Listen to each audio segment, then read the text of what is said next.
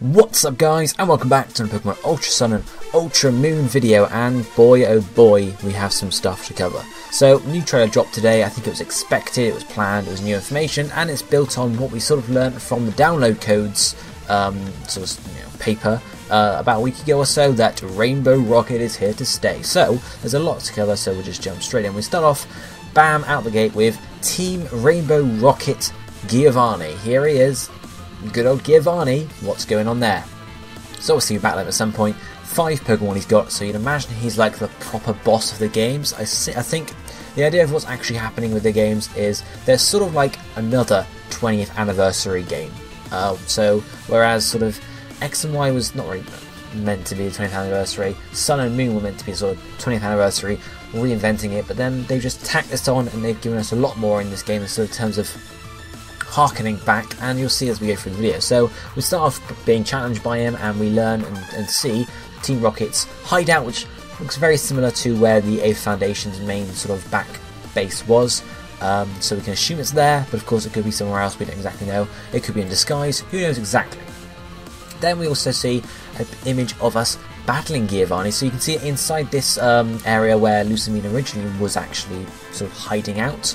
You can see Giovanni with a Mewtwo, and I'm assuming this is actually who he's going to have in game. I'm assuming it's not just a ploy to be like, oh look, you can battle a Mewtwo. I'm assuming this is going to be an actual battle, which is really cool because we never really get actual battles like that unless you're playing some game like Pokemon Zeta or Micron or something like that, because generally the evil guys just have normal Pokemon. You know, the closest you get is like Black 2 and White 2, where Geetsis is using White Kyurem against you, or Black Kyurem depending on the version. That's not really really close enough. Anyway, the next thing we see is that he tells us that if we insist on disrupting his plans, he will make us feel a world of pain. Where have we heard that before?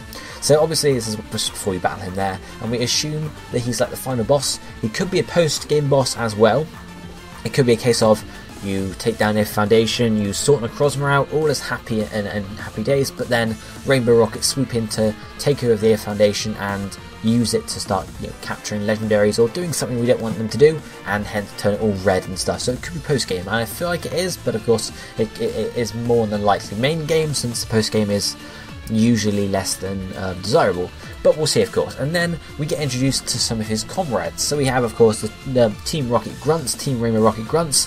Who knows why they're Team Rainbow, but we might find out, because then we move on to see Archie, Maxie, I've forgotten his name, Cyrus, Geetsis and Lysander, and we're told obviously we battle through 20 years of villainy, so we get to battle, it would seem, all of the evil team leaders. Now I have a feeling that some of these are going to be version exclusive, like Archie and Maxie, possibly, who knows, but it seems like since they all have that rainbow background, they are all members now of Team Rainbow Rocket, which is a very interesting thing. And the other thing interesting to point out here is that Archie and Maxie are using their old designs, because of course they got redesigned for Oras, where they had the mega glasses and the mega chain, and it would look really cool.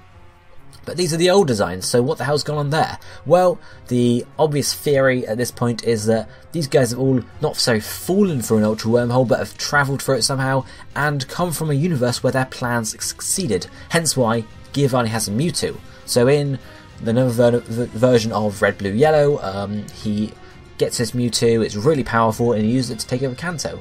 And maybe then he travels to Hone and he finds Archie and Maxie there trying to, sort their plans out. Maybe he turns them around onto his side, who knows, because of course Archie and Maxie wouldn't really go alongside with each other since their plans are wonky. Maybe there are 2 universes actually at play here for Hone, one where Archie wins and covers his Earth with water, one where Maxie wins and covers it with land, except neither of those are really livable anymore, hence they end up going for the wormhole and Giovanni recruits them. Similar thing with Cyrus, I suppose. Maybe when he ended up succeeding, creating his new universe, he found that it didn't take him to where he wanted to go, it took him to the Ultra Wormhole and came through there. That's one possibility. Another one for Geetsis, of course, maybe he succeeded in taking over the Unova region, or freezing it, since it looks like this is the Black 2 version, so he freezes up the Unova region and kills everyone, I suppose was his plan there. And maybe then again Giovanni recruits him. And then finally Lysander. Maybe Lysander comes from a universe where he successfully wiped out all life on Earth, apart from his few, chosen ones, and ended up getting recruited by Giovanni again. There's a lot of stuff that could be going on here. Who knows exactly how it's going to go down. It probably explained in a very fancy way. As I said, They might all be in the same version, there might be a version exclusives going on, so we'll see how it pans out, but it should be interesting to say the least battling all these guys.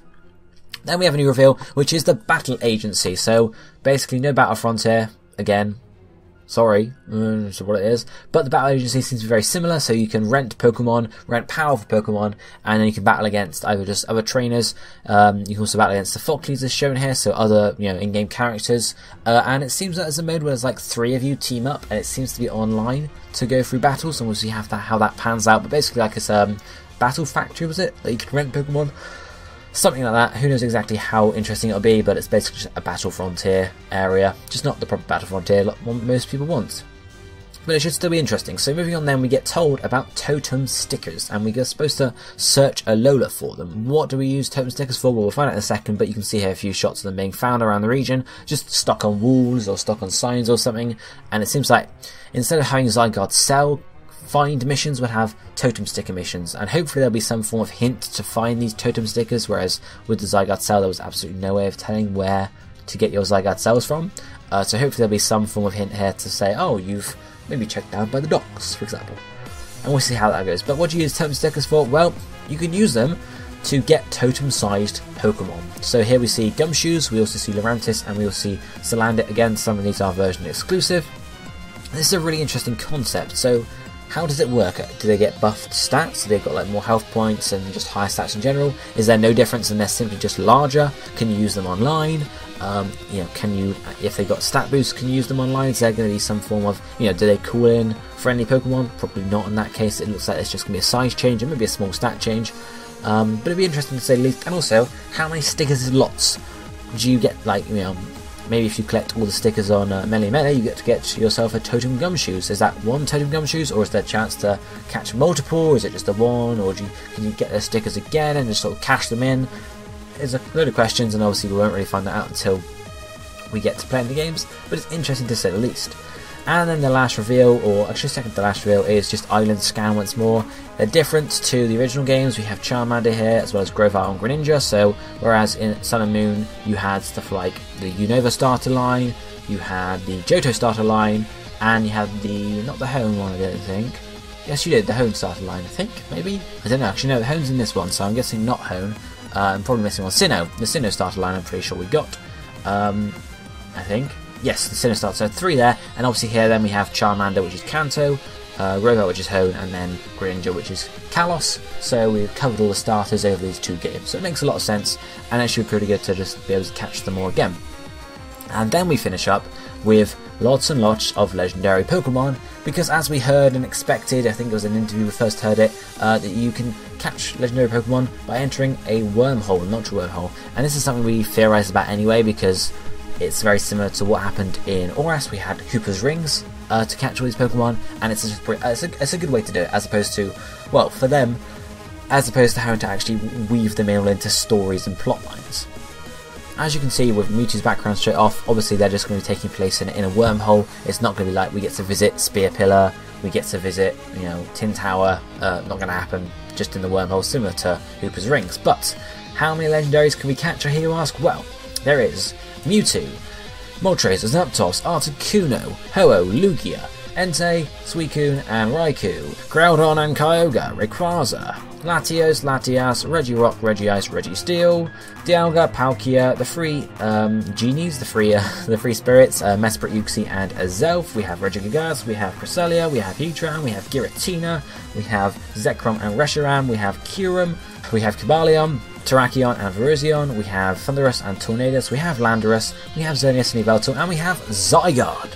Lots of legendary Pokemon. Now some of these are going to be version exclusive, very similar to Oras, so I believe if I grab the list quickly just to go over the ones that are version exclusive, we will see version exclusives.